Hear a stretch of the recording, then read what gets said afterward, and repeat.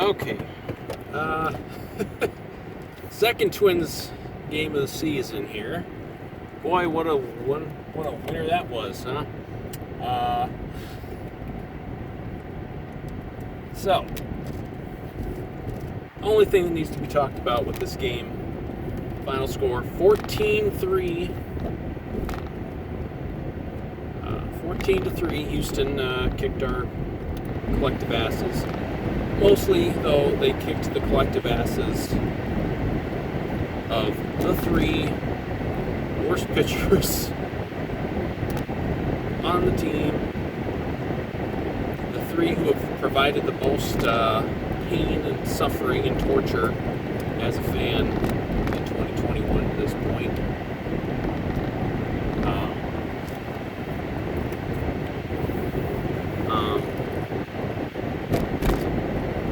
Well, Pineda started. He's not the culprit, although I guess he had to come out early again because of like forearm stiffness or soreness or something. It seems like he's done that like 4 starts in a row. I don't know what's going on there, but so I guess if you had to take him out because of injury, whatever. But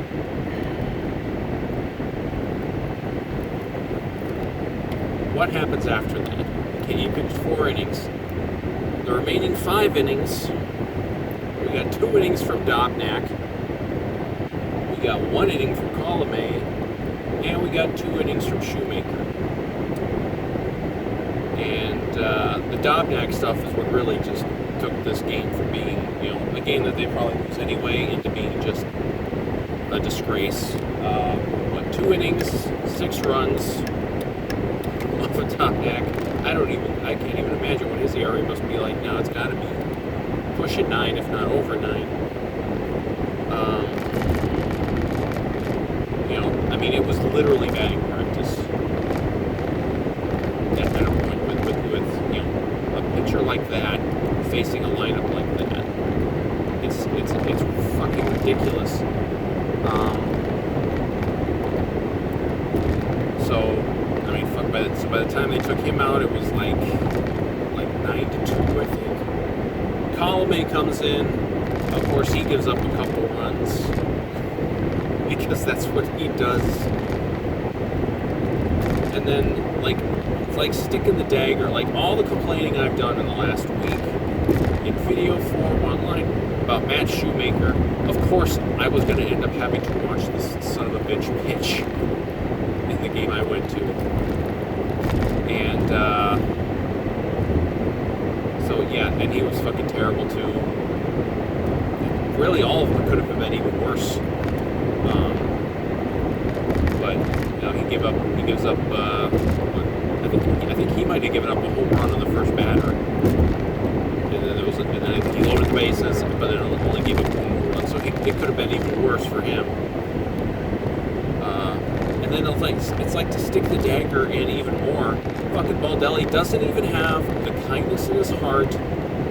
It's the only fucking reason, the only thing that was getting me through those last few innings was hoping that, okay, this is prime Willians Astudillo pitching the 9th inning territory. So I'm just like begging them, I'm just like sitting there like, this is horrible, but it's gonna pay off with something wonderful. Because Astudillo pitching is one of the joys of the season. And yeah, it shouldn't be one of the joys of the season, but it is. And then dipshit Baldelli doesn't even have the kindness in his heart, to reward the, handful, 1,000 people who stayed around, to see Astudillo pitch the 9th. And of course, we had to have Shoemaker out there again, taking a long time to get out of the 9th inning. That was a very long half inning. Astudillo would have been done with that shit in about 5 minutes. So 14-3, they lose. This series, they lost the Yankees series. They're just, and it fucked up perfect. Like this was when they talked about making Target Field and building Target Field. This is the kind of thing they were talking about. sitting up there in the nosebleeds, you know, in the shade, breeze fucking blowing on me, you know, barely a cloud in the sky. It's like the most perfect day for a ball game in the middle of June that you could ever ask for in your life. They go get me 14-3, and I have to watch these fucking mutts. Dobnak, Colomé, Shoemaker pitch back to back for more than half of the game. I mean, that's unbelievable. Just, you know, and they weren't going to probably win anyway because they weren't hitting. Nelson Cruz hit a home run, Ryan Jeffers hit a home run, and the other one scored on a throwing error. So basically, again, they can't score a fucking run unless it's a home run, and it's always a solo home run. But, yeah, I mean, it's like they probably weren't going to win anyway, but my God, we have to. What is it going to fucking take? Now, Kenta Maeda is supposed to come off of the injured list and pitch the first game of this next road trip that they're going on. So that tells me that if that's happening, one of these fucking Colomé probably wouldn't figure into that because he's never been in the rotation, but you figure one of these fucking guys is gone. Either Shoemaker or Dobnak has to be gone to make room for Kenta Maeda now to re-enter the rotation. Although maybe they're just going to now decide, hey, we're going to say, once again, that Pineda's hurt, and we're going to put him on the injured list. And then we're going to be stuck with starts from Dobnak. I don't even get it. Like, even if you're going to keep throwing these guys out there, well, you're using them in the bullpen now, so it's not like you can use them soon as starters. So I don't know, man.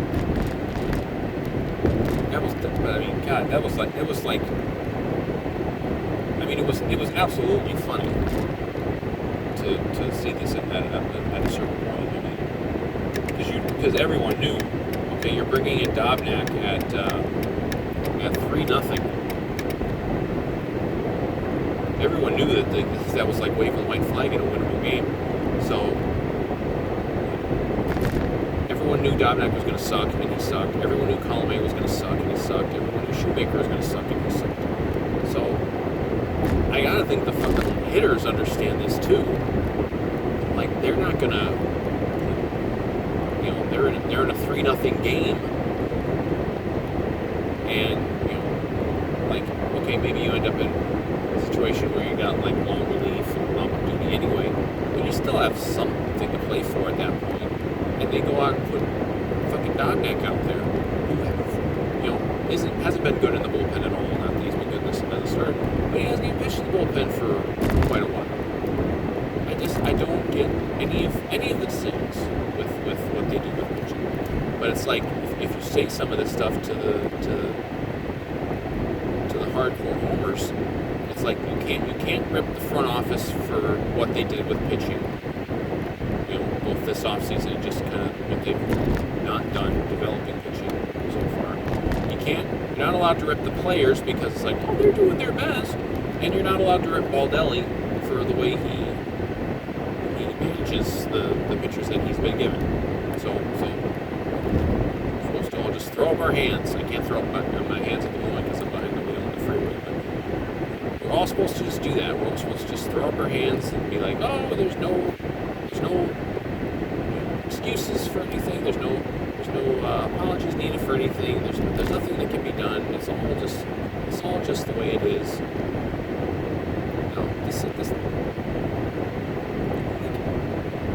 I've said it a million times now. The season's over. These don't matter. It doesn't matter that they lost this game from a playoff contention standpoint.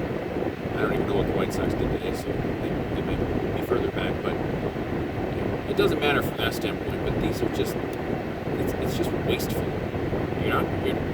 Colomé and Shoemaker, those two guys for 100% certainty are not going to be here next year.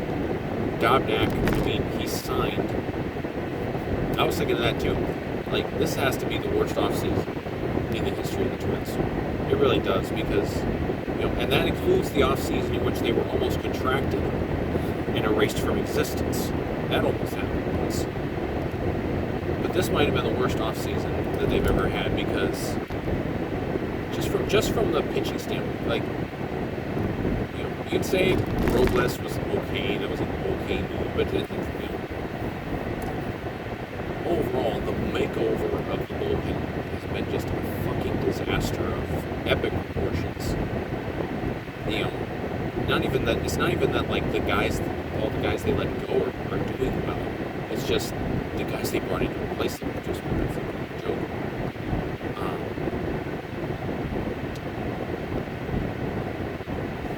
And then, you know, obviously the zipper merge people. I don't people know how to do a zipper merge.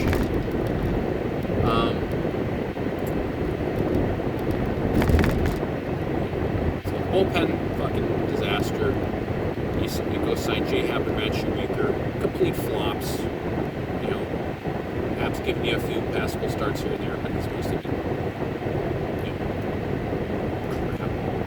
And, you know, on top of all these other things, you gave Randy Dobnak this, like, contract extension for no reason, which kind of locks you into him. And I don't think all the money is guaranteed, but you're kind of locked into Randy Dobnak now to a degree, as he's just continued to regress into being just nothing. I saw people, you know, online complaining about Dobnak today, and I said he's Nick Blackburn with a more colorful backstory. That's all he is. And it's the same thing, because it was the same thing years ago with Blackburn. They gave him this fucking contract extension for no reason, and then they were just kind of locked into him for a time after that. It's like they'll rush to pay guys who aren't worth a damn, and then they won't pay guys who are worth a damn. Like even in the bullpen, like they're not really paying much money in their bullpen. The only guy they're paying is Collinsworth, and he's of course a flop. So I guess you could say, oh, that proves they shouldn't pay him well. So anyway, yeah, that was a picturesque day at Target Field, but it was not picturesque on the field. And I think that was loss number 39. So they're heading out west now. I think they're going to Seattle and Texas, I think.